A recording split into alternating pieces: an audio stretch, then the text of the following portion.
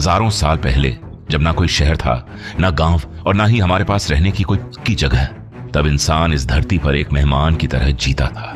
एक ऐसा मुसाफिर जो घने जंगलों, ऊबड़ खाबड़ पहाड़ों और खुले मैदानों के बीच हर दिन बस भटकता ही रहता था। हर सुबह उसकी आंख एक ही सवाल के साथ खुलती थी, क्या आज हमें खाना मिलेगा या नहीं। उस दौर में जिंदगी जीना नहीं, बल्कि हर दिन बचकर निकल जाना ही असली जीत हुआ करता था। कभी हम शिकार करते थे और कभी खुद किसी और के शिकार बन जाते। हमारी नजरें आसमान में बादलों को नहीं, बल्कि उन परिंदों को ढूंढती थीं जो अचानक झपट्टा मार सके। हमारे कान हवा की हर हल्की सी आवाज में किसी छिपे हुए खतरे की आहट तलाशते थे। घर जैसा कोई शब्द हमारी जिंदगी में था ही नहीं, बस कभी कोई गुफा तो कभी पेड़ों की छांव। यही हमारी थोड़ी देर की पनाह होती थी। जिंदगी का बस एक ही मकसद था, किसी भी तरह जिंदा रहना। दोस्तों, हम आज जहां खड़े हैं वहां तक पहुंचने में हमारे पूर्वजों ने सदियों का संघर्ष सहा है। इस वीडियो के पीछे हमारी दिन रात की मेहनत और सच्चाई तक पहुंचने की कोशिश छिपी है। अगर ये कहानी आपके दिल को छू जाए तो एक लाइक और सब्सक्राइब करके हमारा हौसला जरूर बढ़ाए, क्योंकि आपका एक क्लिक हमें आगे बढ़ने की ताकत देता है। लेकिन फिर एक दिन, आज से करीब 12,000 साल पहले, कुछ ऐसा हुआ जिसने इंसान की किस्मत ही बदल दी। जब धरती आखिरी हिमयुग से बाहर आ रही थी, बर्फ पिघल रही थी और मौसम धीरे धीरे बदल रहा था, तभी हमारे पूर्वजों ने प्रकृति के एक बहुत ही साधारण से नियम में एक ऐसा राज खोज लिया जिसने पूरी दुनिया को बदल कर रख दिया। एक ऐसा राज जिसने हमें भटकते हुए शिकारी से अन्न उगाने वाला इंसान बना दिया, जिसने हमें खाना बदोश से समाज में रहने वाला जीव बना दिया और पत्थर के औजारों से हमने अपना भविष्य गढ़ना शुरू कर दिया। ये कहानी सिर्फ गेहूं के दाने या चावल की बालियों की नहीं है। ये कहानी है उस पहली चिंगारी की जिसने इंसान की यात्रा को एक नई दिशा दी। तो आखिर वो खोज क्या थी? चलिए समय को पीछे घुमाते हैं और इस रहस्य को धीरे धीरे समझते हैं। जरा सोचिए, आज से करीब 12,000 साल पहले की दुनिया, ना कोई शहर, ना गांव, ना खेत और ना ही कल की कोई गारंटी। ये वो समय था जिसे हम पुरापाषाण और मध्य पाषाण युग के नाम से जानते हैं। एक ऐसा दौर जब इंसान पूरी तरह शिकारी और संग्राहक था। हमारे पूर्वज छोटे छोटे कबीलों में रहते थे, लगभग 20 से 30 लोगों का एक समूह जो लगातार भोजन और पानी की तलाश में एक जगह से दूसरी जगह भटकता रहता था।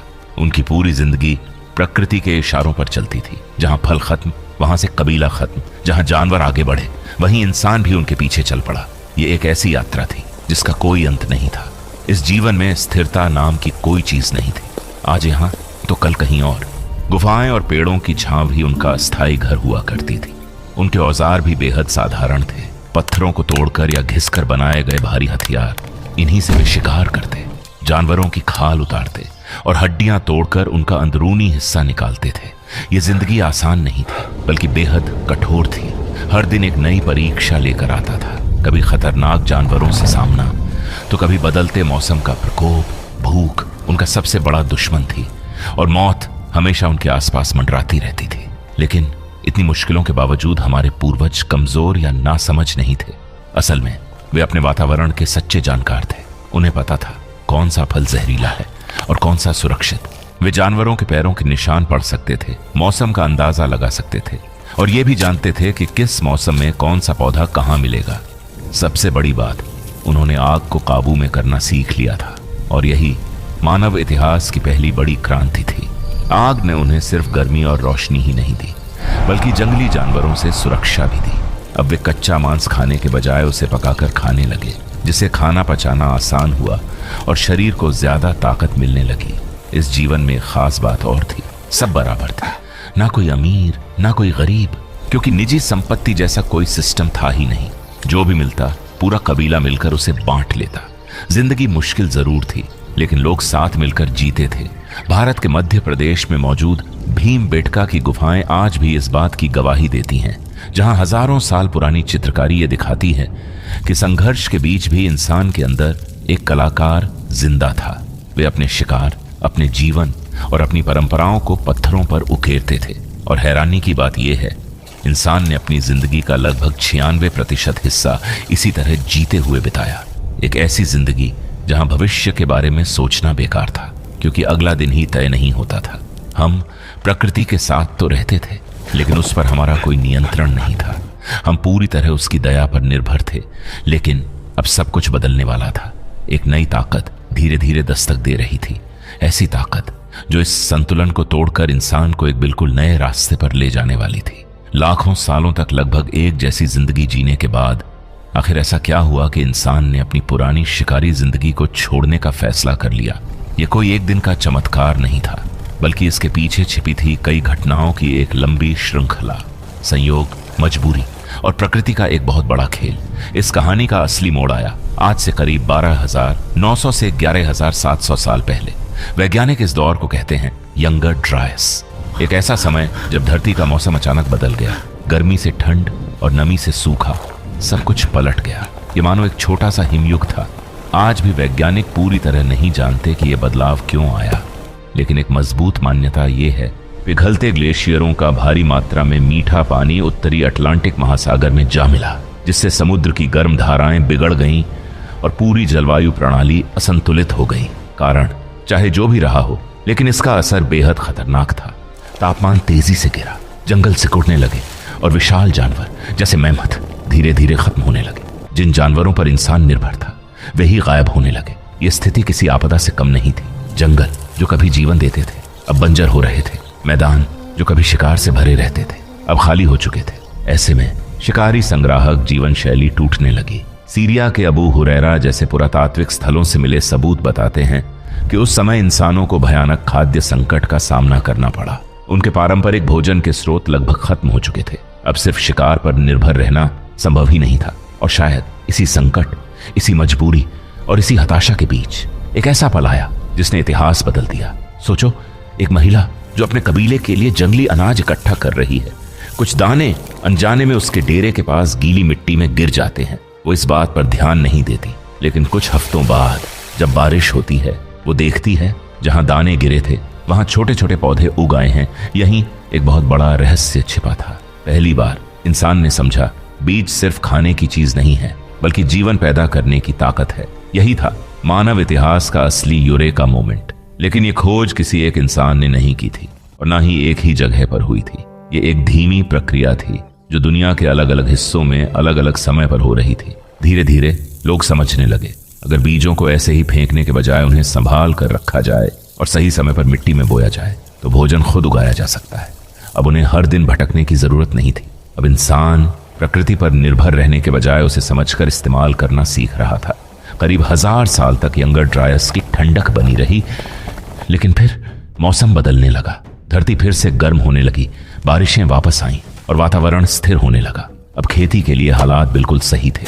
इंसान के पास ज्ञान भी था और प्रकृति का साथ भी। कुछ इतिहासकार एक दिलचस्प बात भी कहते हैं, शायद इस बदलाव के पीछे थोड़ा सा आलस्य भी था। हो सकता है कई कबीले बार बार भटकते भटकते थक चुके थे। उन्हें लगा क्यों ना हम ही खाना उगा लें ताकि हमें उसके पीछे भागना ना पड़े। कारण चाहे जो भी रहा हो, मजबूरी, खोज या आराम की चाह, लेकिन एक बात साफ थी, एक चिंगारी जल चुकी थी। इंसान ने पहली बार प्रकृति के रहस्य को समझना शुरू किया था। अब वो सिर्फ लेने वाला नहीं रहा, बल्कि प्रकृति को बदलने वाला बनने लगा था। शिकार का युग धीरे धीरे खत्म हो रहा था और एक नए युग का जन्म हो रहा था, किसानों का युग।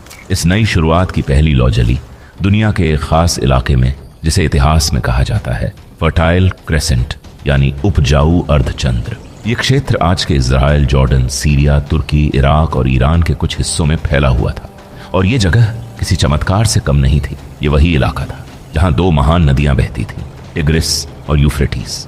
इन नदियों के किनारे मिट्टी बेहद उपजाऊ थी और सबसे खास बात, यहाँ जंगली अनाज जैसे गेहूं और जौ प्रचुर मात्रा में उगते थे। यहीं लगभग 10,000 ईसा पूर्व के आसपास इंसान ने पहली बार जानबूझकर बीज बोना और फसल काटना शुरू किया। यही था वो पल जिसे हम आज नवपाषाण क्रांति कहते हैं। शुरुआत में इंसान ने कुछ खास फसलें उगानी शुरू की, गेहूं, जौ, मटर, मसूर और चना। लेकिन यह सफर इतना आसान नहीं था। जंगली गेहूं के दाने बहुत छोटे होते थे और जब वो पकते तो उनकी बालियां टूटकर बिखर जाती थीं। इस वजह से उन्हें इकट्ठा करना बहुत मुश्किल हो जाता था। लेकिन यहीं से शुरू हुई एक अनजानी लेकिन अद्भुत प्रक्रिया। शुरुआती किसान हर बार उन पौधों के बीज बचाकर रखते थे जिनकी बालियां मजबूत होती थीं और जिनके दाने थोड़े बड़े होते थे। उन्हें शायद ये पता भी नहीं था, लेकिन वे धीरे धीरे प्रकृति के नियमों को बदल रहे थे। हजारों साल तक चली इस प्रक्रिया ने जंगली पौधों को धीरे धीरे घरेलू फसलों में बदल दिया। यानी इंसान अब सिर्फ प्रकृति का हिस्सा नहीं रहा, बल्कि उसे अपने हिसाब से ढालने लगा था। खेती के साथ साथ औजारों में भी बड़ा बदलाव आया। पुराने भारी भरकम पत्थरों की जगह अब ज्यादा सटीक और चिकने औजार बनने लगे। जमीन खोदने के लिए पत्थर की कुदालें बनाई गईं, फसल काटने के लिए तेज धार वाली दरांतियां तैयार हुईं और अनाज को पीसने के लिए पत्थर के सिलबट्टे इस्तेमाल होने लगे। ये औजार भले ही साधारण थे, लेकिन इन्होंने खेती को काफी आसान और तेज बना दिया। धीरे धीरे ये बदलाव सिर्फ एक इलाके तक सीमित नहीं रहा। दुनिया के अलग अलग हिस्सों में लोगों ने अपनी अपनी फसलें उगानी शुरू कर दी। चीन में यांगत्जी और पीली नदी की घाटियों में लोगों ने चावल की खेती शुरू की। अमेरिका में मक्का और सेम उगाए जाने लगे और अफ्रीका में ज्वार और बाजरा का उत्पादन शुरू हुआ। अब इस कहानी को अपने भारतीय उपमहाद्वीप की ओर ले चलते हैं। यहाँ भी खेती की शुरुआत के बहुत पुराने प्रमाण मिलते हैं। सबसे महत्वपूर्ण जगहों में से एक है मेहरगढ़, जो आज के पाकिस्तान के बलूचिस्तान क्षेत्र में स्थित है। यहाँ लगभग 7000 ईसा पूर्व के सबूत मिले हैं जो बताते हैं कि यहाँ के लोग गेहूं और जौ उगाते थे और भेड़ बकरियों को पालते थे। ये जगह सिंधु घाटी सभ्यता से भी हजारों साल पुरानी है और इसे भारतीय उपमहाद्वीप में खेती और स्थायी जीवन की शुरुआत का सबसे मजबूत प्रमाण माना जाता है। मेहरगढ़ की खुदाई में कई दिलचस्प चीजें मिली हैं। मिट्टी की ईंटों से बने घर, अनाज रखने के भंडार, पत्थर के औजार और यहाँ तक कि दुनिया में कपास की खेती के सबसे पुराने सबूतों में से एक। लेकिन ये कहानी यहीं खत्म नहीं होती। उत्तर प्रदेश की बेलन घाटी से चावल की खेती के शुरुआती प्रमाण मिले हैं जो करीब 4500 ईसा पूर्व के माने जाते हैं। और बिहार के चिरांद जैसे स्थानों से भी नवपाषाण काल की कृषि बस्तियों के अवशेष मिलते हैं। जैसे जैसे खेती बढ़ी, एक नई समस्या सामने आई, उगाया हुआ अनाज संभालें कैसे। इसी जरूरत ने जन्म दिया एक और महत्वपूर्ण आविष्कार को, मिट्टी के बर्तन।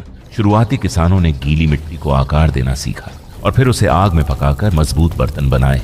इन बर्तनों में वे अपने अनाज और पानी को सुरक्षित रख सकते थे, नमी से और जानवरों से बचाकर। इस तरह एक छोटे से विचार, बीज बोने ने पूरी दुनिया को बदलना शुरू कर दिया था। अब इंसान के पास खेती के लिए जमीन थी, काम करने के लिए औजार थे और भोजन को बचाकर रखने के तरीके भी। इंसान अब सिर्फ एक शिकारी नहीं रहा, वो बन चुका था एक निर्माता। लेकिन ये बदलाव सिर्फ खाने तक सीमित नहीं रहने वाला था। असल में ये इंसान के पूरे समाज को जड़ से बदलने वाला था। खेती ने सिर्फ भोजन नहीं दिया, बल्कि एक नया जीवन जीने का तरीका दिया और इसके असर इतने गहरे थे कि आज भी हम उसी दुनिया में जी रहे हैं जिसकी नींव पहले किसानों ने रखी थी। इसका सबसे पहला असर पड़ा स्थायित्व पर। जहां पहले इंसान लगातार भटकता रहता था, अब उसे अपनी जमीन से जुड़ना पड़ा।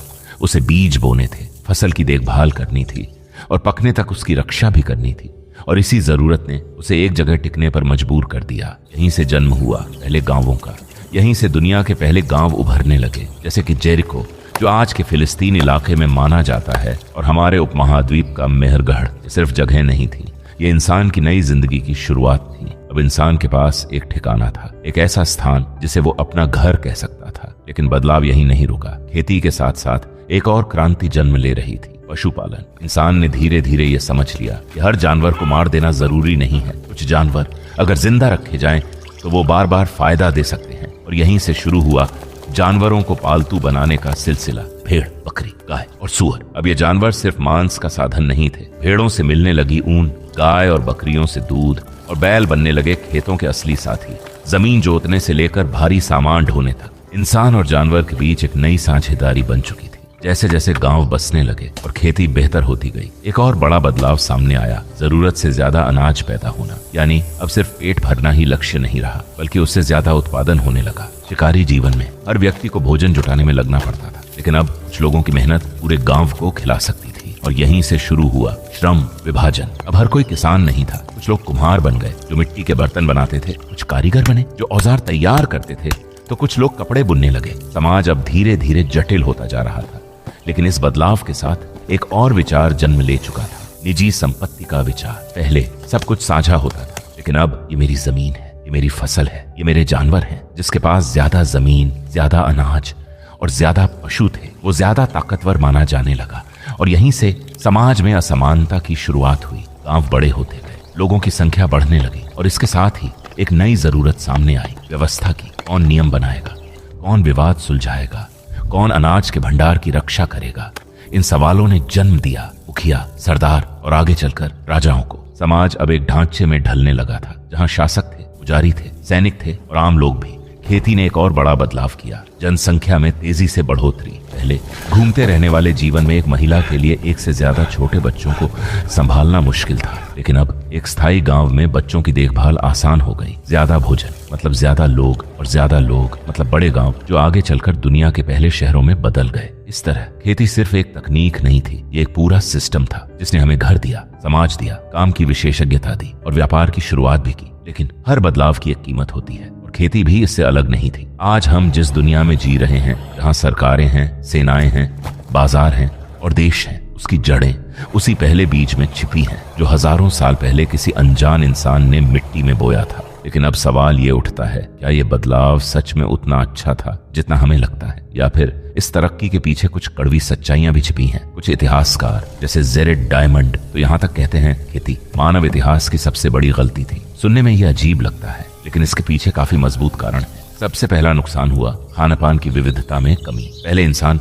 कई तरह के फल, कंदमूल, मेवे और मांस खाता था, जिससे उसे हर तरह के पोषक तत्व मिलते थे। लेकिन किसान बनने के बाद इंसान कुछ सीमित फसलों पर निर्भर हो गया, जैसे गेहूं, चावल या मक्का। पेट तो भरता था, लेकिन पोषण की विविधता कम हो गई। पुराने कंकालों के अध्ययन बताते हैं कि शुरुआती किसानों का कद छोटा था, दांत ज्यादा खराब होते थे और वे बीमारियों का ज्यादा शिकार होते थे। दूसरा बड़ा खतरा था अकाल का। शिकारी जीवन में अगर एक चीज नहीं मिली तो दूसरी मिल जाती थी, लेकिन किसान पूरी तरह अपनी फसल पर निर्भर था। अगर सूखा पड़ गया या बाढ़ आ गई या कीड़ों ने फसल खराब कर दी तो पूरा गांव भूख के संकट में फंस सकता था। तीसरी समस्या थी बीमारियों का फैलना। पहले छोटे छोटे समूहों में रहने से बीमारियां ज्यादा नहीं फैलती थीं, लेकिन अब गांव और शहरों में लोग एक साथ रहने लगे और पालतू जानवरों के करीब रहने से नई बीमारियां भी फैलने लगीं, जैसे चेचक, खसरा और फ्लू। चौथा नुकसान बड़ी मेहनत। जहां शिकारी संग्राहक सिर्फ 15 से 20 घंटे हफ्ते में काम करते थे, वहीं किसान को सुबह से शाम तक खेतों में मेहनत करनी पड़ती थी। ये काम थकाने वाला था और शरीर पर भारी पड़ता था, जिसके सबूत हड्डियों में पाए गए रोगों से मिलते हैं। और अंत में खेती ने जन्म दिया लालच, असमानता और युद्ध को। जब संपत्ति जमा होने लगी तो उसे बचाने और बढ़ाने की इच्छा भी आई।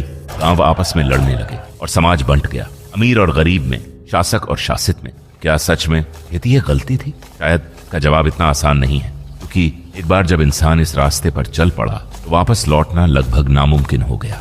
खेती ने भले ही व्यक्तिगत जीवन को कठिन बनाया हो, लेकिन इसने जनसंख्या को बढ़ने का मौका दिया। जब आबादी बढ़ गई तो शिकारी जीवन में लौटना संभव ही नहीं था, क्योंकि वो जीवन शैली इतने लोगों का पेट नहीं भर सकती थी। तो आखिरकार ये सब एक तरह का समझौता ही था। हमने चुना ज्यादा लोगों को खाना खिलाने की क्षमता, लेकिन बदले में खो दिया अपनी आजादी, अपना आराम और वो बराबरी जो कभी हमारे समाज की पहचान थी। ये एक ऐसी क्रांति थी जिसने हमें सभ्यता तो दी, लेकिन उसकी कीमत भी कम नहीं थी। अब जरा वापस आज की दुनिया में लौटते हैं। आप शायद इस वक्त अपने स्मार्टफोन पर ये वीडियो देख रहे हैं, किसी आरामदायक जगह पर बैठे हुए अपने घर के अंदर, और हो सकता है आपने अभी अभी खाना खाया हो जिसमें रोटी या चावल शामिल हो। लेकिन क्या आपने कभी सोचा है कि आपकी ये साधारण सी जिंदगी सीधे जुड़ी है उस पहले बीज से, जिसे हजारों साल पहले किसी अनजान इंसान ने मिट्टी में बोया था? वो एक छोटा सा कदम जिसने इंसान को शिकारी से अन्न पैदा करने वाला बना दिया। ये सिर्फ इतिहास की एक घटना नहीं है, ये वो नींव है जिस पर हमारी पूरी आधुनिक दुनिया खड़ी है। आपके हाथ में जो स्मार्टफोन है, आप जिस शहर में रहते हैं, जो किताबें आप पढ़ते हैं, और यहाँ तक कि जिस सरकार को आप चुनते हैं, इनमें से कुछ भी मुमकिन नहीं होता अगर इंसान आज भी जंगलों में भटक कर भोजन ढूंढ रहा होता। खेती ने हमें दिया स्थायित्व, और उसी स्थायित्व ने हमें दिया समय, सोचने का समय, कुछ नया बनाने का समय, लिखने का समय, कला रचने का समय और इस ब्रह्मांड को समझने का समय। जब इंसान की सबसे बड़ी चिंता आज खाना मिलेगा या नहीं कम हुई, तभी असली मायनों में उसका दिमाग आगे बढ़ा।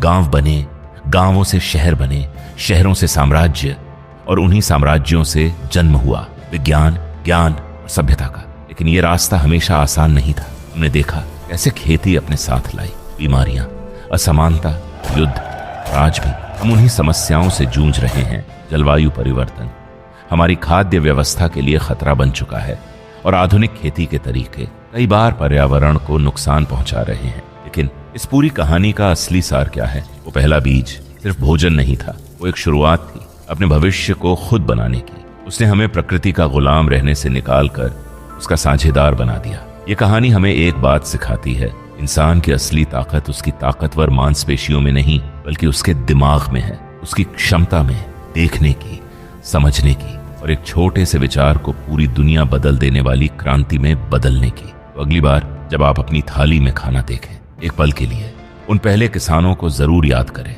वो गुमनाम लोग जिन्होंने डर, भूख और अनिश्चितता के बीच एक छोटा सा बीज बोने का साहस किया। उसी एक कदम ने हमारी पूरी दुनिया को हमेशा के लिए बदल दिया। अगर आपको इंसानियत के इस अद्भुत सफर की कहानी पसंद आई हो तो इस वीडियो को लाइक जरूर करें और ऐसे ही अमेजिंग स्टोरीज के लिए चैनल को सब्सक्राइब करना मत भूलना और नीचे कमेंट में जरूर बताना आपके हिसाब से क्री के बाद मानव इतिहास का सबसे बड़ा आविष्कार कौन सा है। आपके जवाब पढ़ने में मजा आएगा। फिर मिलते हैं अगली कहानी में। धन्यवाद।